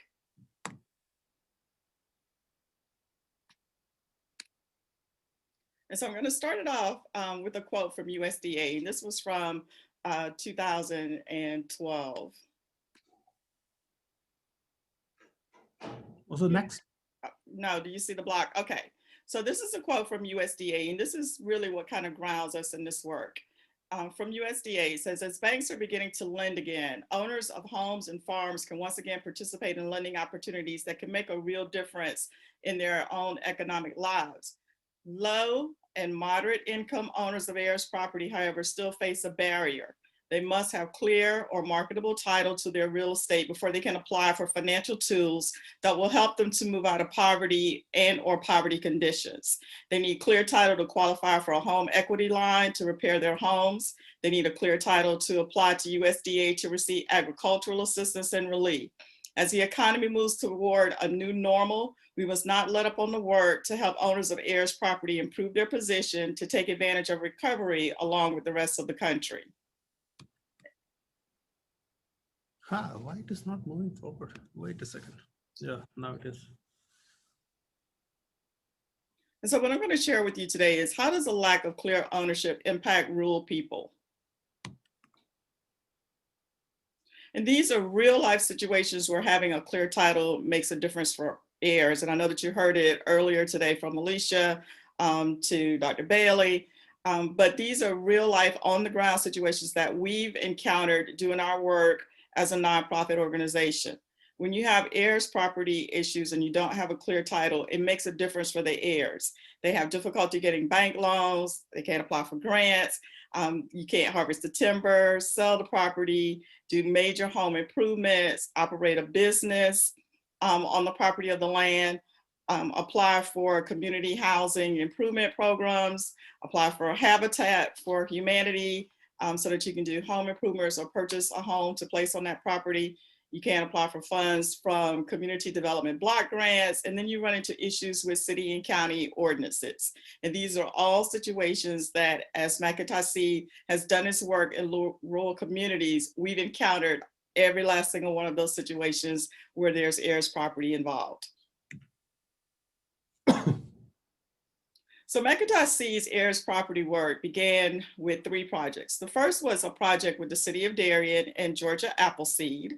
The second is a project that we worked with the county of Ben Hill and the city of Fitzgerald, where they were doing a wills and estate planning project. And then the third is, of course, the Sustainable Forestry and Land Retention Project, SFLR.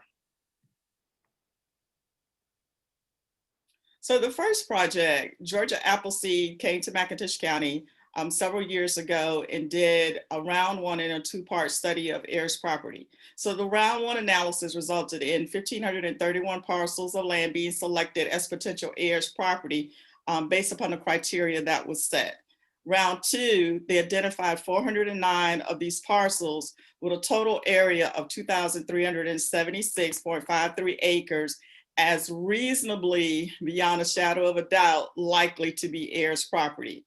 So they analyzed the property, analyzed the parcels, and they said the tax value, which is like 40% of the fair market value, came in at around $10 million, $10.5 million. And then this translated into a fair market value of over $26 million worth of property being designated as heirs property. Wow, okay. And where is this property located? As Alicia said earlier, it's located on Sapelo Island, it's located in Harris Neck, it's located in Darien, but prime real estate property. And so of course you've got predatory developers, predatory real estate, people coming in because this is pristine property. But again, a lot of it is tied up in heirs property issues. One of the real life examples I gave is that you can't apply for funding through the Community Development Block Grant. So the city of Darien was awarded a $1.3 million contract for a Community Development Block Grant project back in 2007. They identified a predominantly African-American community to receive reinvestment in infrastructure such as water lines, sewer, drainage, roads. For the homeowners with clear titles, this was going to increase their home values between $30,000 and $40,000 in positive equity. And then you would look at a community that would be saved for future generations. So what did having a clear title mean to the residents in this targeted community? This is what some of those properties looked like prior to the investment of the Community Development Block Grant. You're talking about homes that were really condemned by the city, homes that were in violation of city ordinances. And so homes that basically were in a state where some of them just weren't livable. So with the investment of funds where there were properties that had clear titles, we were able to get those homes remodeled with HVAC systems, with plumbing, windows, improvements to those properties that resulted in that positive equity for $30,000, $40,000 per house. But for the community itself, they ended up with new roads, new water lines, cleaner environment. You've got new sewer system and drainage going into that community. And so essentially you end up saving a community for generations to come with the investment. But again, that's with clear title and clear ownership to the property.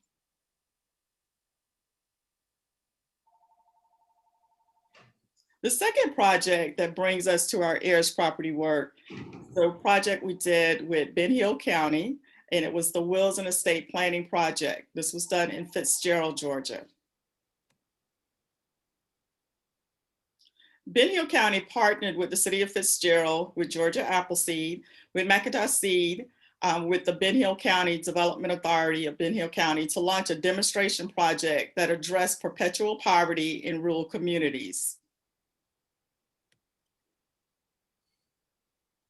The Ben Hill Project was created to alleviate stranded investment where an average of 10% of the rural tax base was tied up in heirs property problems. We had legal partners, and so we had law firms that provided pro bono services. So Bettis Hill & Van, located in Atlanta, Georgia, and Nelson Mullins, Raleigh, and Scarborough, located in Columbia, South Carolina, provided pro bono attorney assistance to help with the legal issues and the resolution. And so this is some data from that project. The average age of the clients that we were working with was 62 years old. We had 5 male applicants and 26 female. The average income was $19,631. The average age of their dependents was 43. We had 28 families, but we fully executed 29 wills. The average net worth of their assets was $175,767.30. And then the value of the pro bono attorney services was over $63,000. The total net worth of all of the heirs' property and their assets was over $4 million.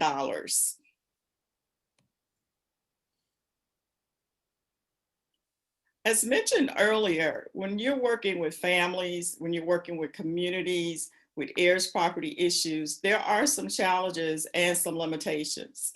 You're going to run into family disputes. You're going to have a lot of issues where people have some knowledge, but they don't have the legal knowledge. And so when you bring in an attorney, you have to work with that attorney to work with the families to help them understand legal knowledge. Just as Mavis just answered some questions about whether or not if you should have a trust or an LLC. Those are some of the questions that families ask where they have limited understanding. And so we make sure that we serve as a bridge for bringing in attorneys who can provide that legal clarification for families. Partition sales. This was referenced from Mr. Bailey when he gave his presentation and also from Alicia. Partition sales are a major issue in dealing with heirs properties in families, in rural communities where people are land rich and cash poor. It's an opportunity for them to make money. It's an opportunity for family members who have no emotional ties to that land to create situations for their family where they will end up losing their property.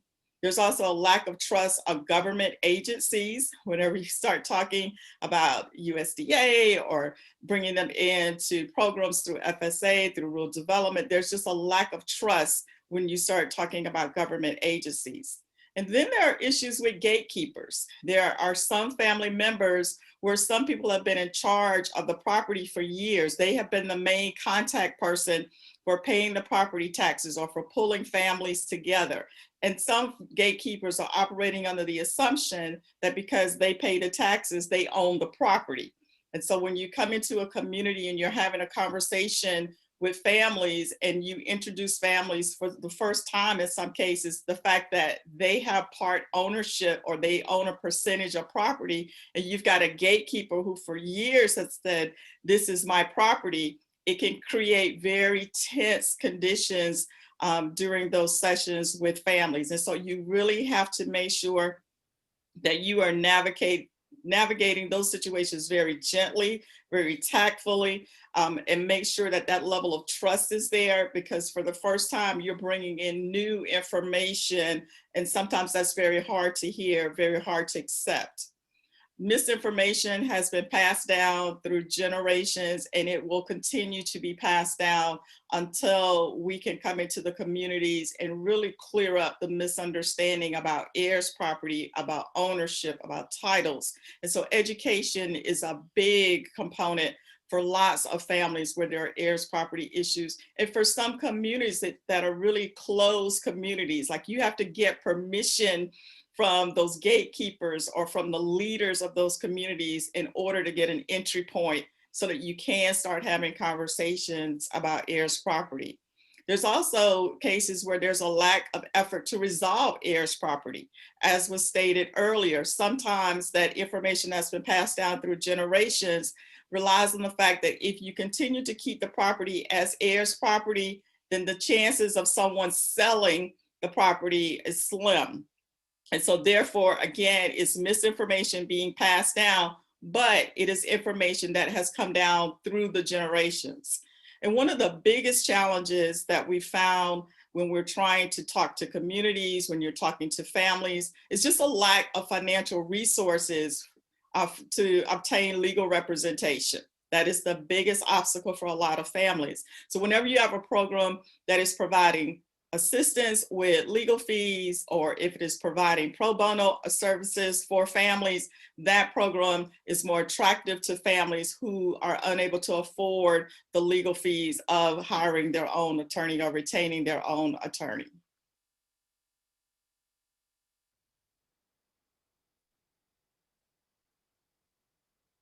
And the third project is the Sustainable Forest and Land Retention Project. And so this is our current project.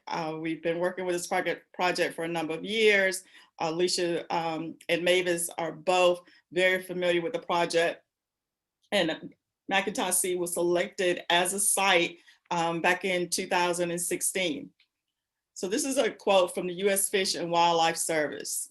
The SFLR project is vitally important and timely, especially in coastal Georgia and the rural South, where more than 40 million acres of forested land are expected to change ownership in the next 10 to 15 years. And much of this land is at risk of being developed for residential or commercial use, which can cause significant fragmentation of forests and wildlife habitat, close off local residents' access, and benefits from forest opportunities.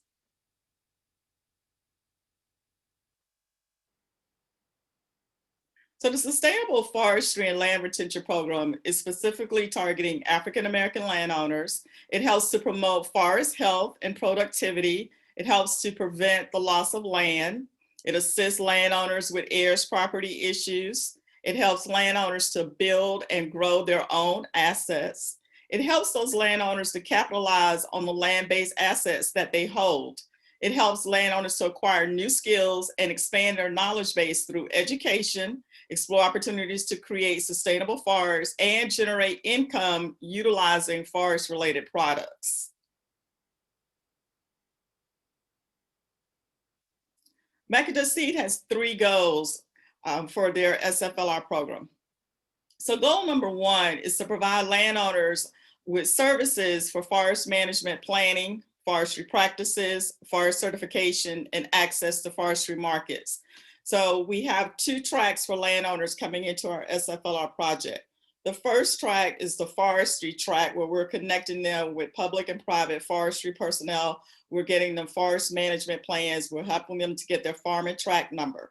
The second track is the legal side. That's for families who have heirs property or who do not have clear ownership. And so we try to help them to resolve their heirs property issues or their legal issues so that we can move them over to our sustainable forestry side, where we can connect them to the resources that are available.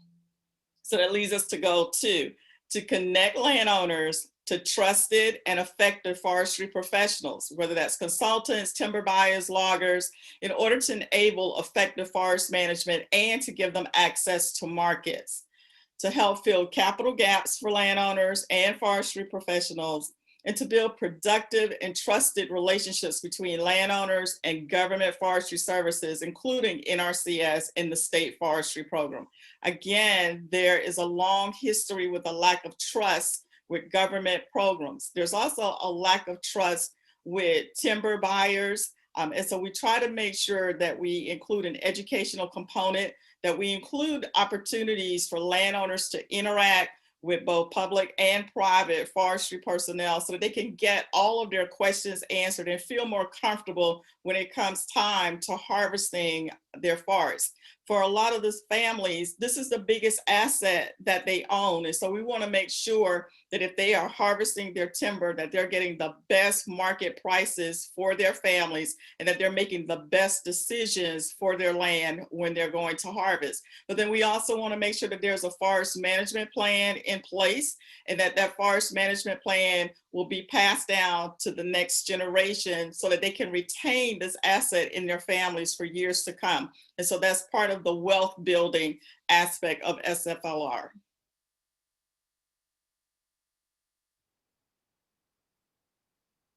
Our SFLR project partners include the American Forest Foundation, the U.S. Endowment, the Georgia Forestry Commission, NRCS, the Conservation Fund, Farm Service Agency, U.S. Fish and Wildlife, the National Wildlife Federation, D.S. Smith, formerly Interstate Paper, Rayonier, Weyerhaeuser, the Georgia Forestry Association, and NRCS includes both the local and the national level NRCS, so both state and national. And we've got great partnerships. So the pictures that you are seeing now are pictures of some of our SFLR participants, but this is actually a field day.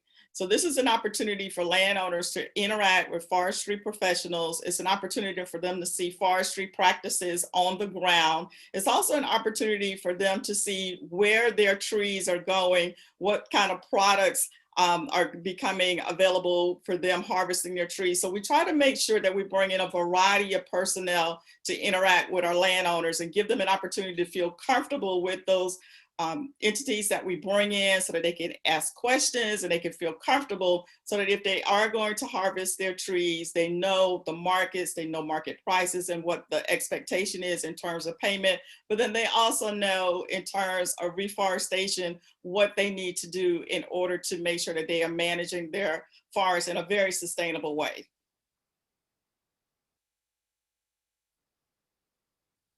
Next.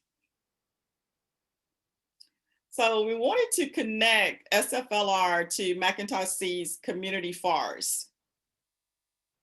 Next. And part of the presentation, Puneet asked me if I would share with you all just some basic information about McIntosh Seed's community forests. So McIntosh Seed purchased 1,159 acres of property. It is currently under a conservation easement. It is located in Long County, Georgia, and we purchased it back in 2015. The purchase was made possible through a partnership with the Conservation Fund's Resourceful Communities and the Fort Stewart Military Base. The coastal plain forest was previously owned and managed by the Conservation Fund for sustainable timber production. Next.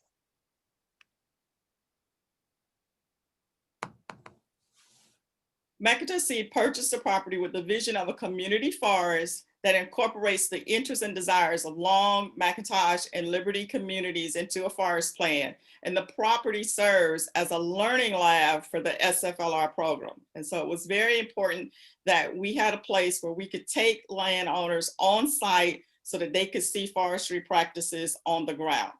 What you're seeing now are pictures from field days that we held out at the actual community forest, where we've brought in forestry personnel. We have landowners that go through activities on site so that they have a good understanding about forestry management practices, and they can take those forestry management practices and what they've learned back to their own property. And we're hoping that the more we educate landowners, the more they will see the value in holding on to their assets, holding on to their land. Next. Field days also take into account the next generation. And so we have programs that we conduct out at the community forest that also involve youth in seeing sustainable forestry practices on the ground. So we've had forestry personnel that come in and they do compass and pacing. And we have the students who actually see fire breaks. They see fire breaks as they're being done. We have a longleaf pine initiative. And so we also have them go out and check the growth of the longleaf pine.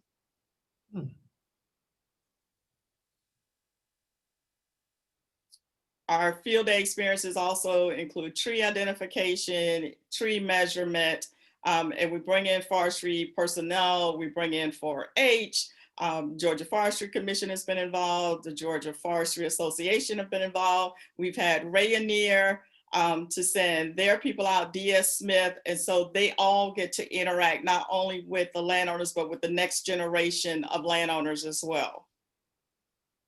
Next. We also created a program called Teas and Trees. This program is for women landowners, and it focuses on women only. And so the sessions are led by female foresters. We have female leaders from NRCS to come out and conduct the sessions. And this is a way of making sure that women are educated about sustainable forestry practices. We want to make sure that this next generation of women who are owning and inheriting forestry or forested lands, that they understand and are educated around the importance of making sure that they're managing that asset in a very sustainable way. So this is called our Teas and Trees program, and it is a program for empowering women forest landowners.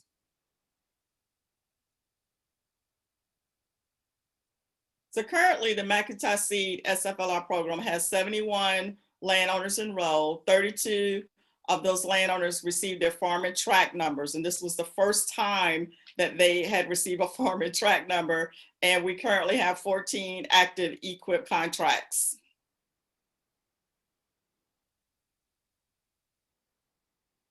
So why is the SFLR project so important, and what does it mean, and what impact can it have for African American landowners and families? Next. It's making a difference in communities, and one of the biggest difference is that landowners are now looking at their land as an asset and not a liability. When you're talking to low wealth communities, when you're talking to families who have heirs property issues, the first thing that they're going to tell you is that they have to pay the taxes, and that is like a burden, and it's a liability. And so what we're working to do is to change the mindset of those landowners that this is an asset that your family has. If you're paying taxes, it means that you own something. And so we try to work to make sure that we're changing the mindset so they start to view their asset, their property, as an asset and not as a liability. So not so much focusing on the fact that they owe the taxes on it, but focusing more so on the ownership of that asset. It also helps to achieve sustainability for landowners, and it empowers those landowners. We also have created a landowner network, and we believe in landowners talking to landowners, landowners empowering other landowners. So if there are landowners who have practices on the ground, whether that was mechanical site prep, if they had herbicide spraying going on, we believe that landowners should talk to other landowners, and especially if they live in the same community, it's very important, and it helps with the trust building. We include the next generation of landowners, and that's very important. This is an asset, and we're looking at generational wealth, generational land ownership and retention, and that is only going to happen if there's an intentional effort to involve the next generation. It builds generational wealth. It helps the family to retain their family land, and it changes communities. And that's the big pluses for the SFLR project. And while we're so excited to be a site that's been selected, and while we're excited about doing this work, because it's making a difference in communities. And if you'd like more information about the SFLR project, about the community forest, that's my contact information, and I'll be more than happy to answer questions or to respond to an email. But I'm just glad this afternoon to have the opportunity to share with you the McIntosh Seed Community Forest, to share with you the work that we've done with heirs property, with wills and estate planning. And I know that there are challenges. There are some limitations and some barriers, but there are also some opportunities to do really good work, to assist families, to make a difference in those families, to create generational wealth, to help families retain the land in their family if we can help resolve the heirs property issues. Sure. Awesome. Thanks so much. You're welcome. That was really good. And I can help you again if you want to speak this thing again, no problems on those lines. Thanks. Thank you so much. You're So welcome. Cheryl, in the interest of time, let us go for 5 minutes, 2 or 3 questions, and then we will take a break of 10 minutes, and then we will start the last session at 3:15. Okay. So the first question, I will take first 3 questions, whosoever come up on Q&A, just to be very honest with everybody, right? So first question is that Charlene is asking, where is the Teas and Trees program held, and how can someone get involved with the program? So Teas and Trees is our local program, but I would be more than happy to share information with you. So we do have ladies from across the US who want information. So if you would just get in touch with me, we can make the connection for you and get information to you to help educate you about your ownership, how to get connected to other women who own property. And so we have a big network. So even though our site is located here in Georgia, we've got sites across the US. And so I would be more than happy to serve as a connector to help you get in touch with the site that may be in your state, or I can help connect you and find information for you. Yes, thanks, Cheryl. The next question is, let me take the first question second, because that was asked before. Okay. So is asking, are you planning to expand the project to other states? If so, when? So as Mavis said, we would love to expand the program. We would love to have a program in every state, but again, it just really is guided by funding.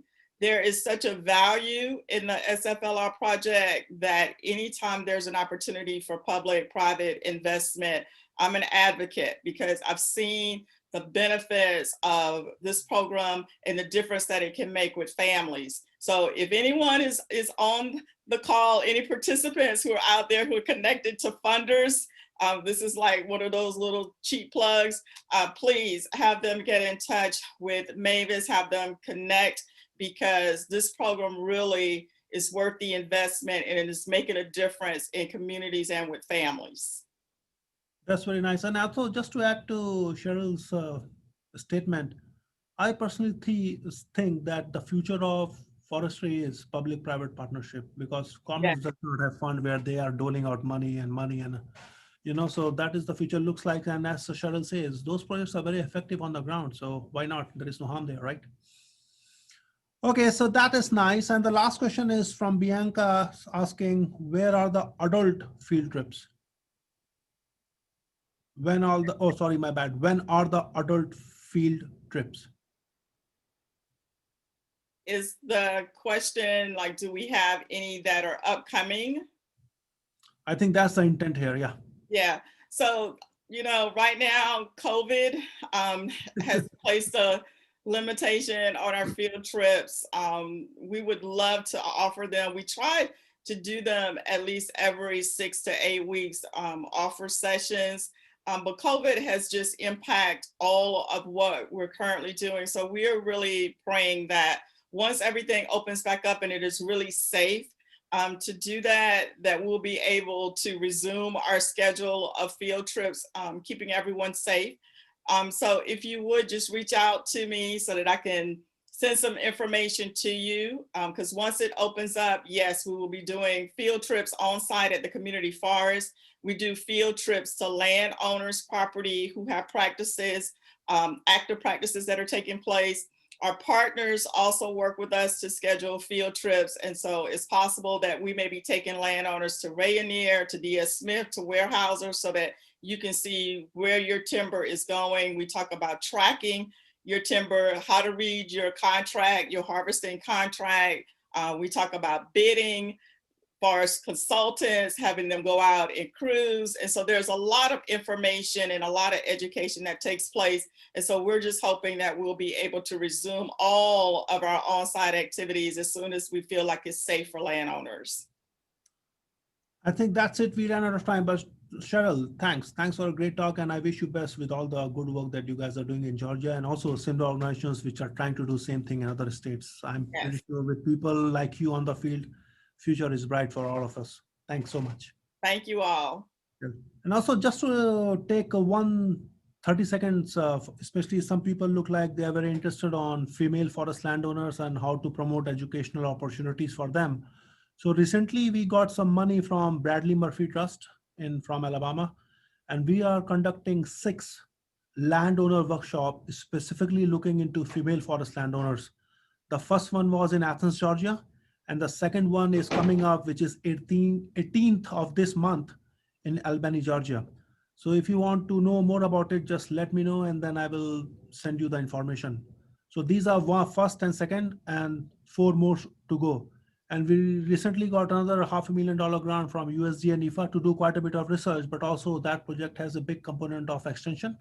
So we are also going to put 6 more workshops over next 2-3 years, just looking into female forest landowners and try to include them as much as possible in sustainable forestry. So keep that in mind. And yeah, if resources are there, sources are there, you just have to involve in a network so that you know where to go and where to find right information from the right people. Keep that in mind. That is very important.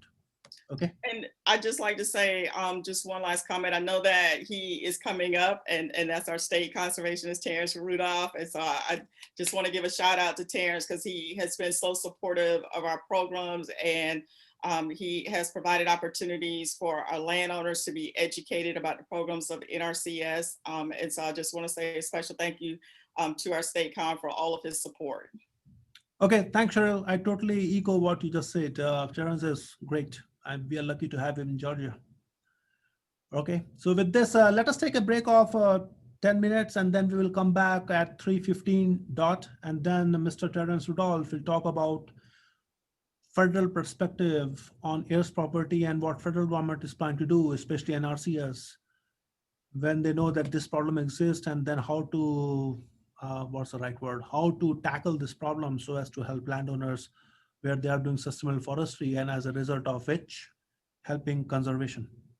Okay, so we will meet again at 3:15, and thank you so much for all the great speakers. I really enjoyed all the talks, and I really appreciate all your time and effort and support.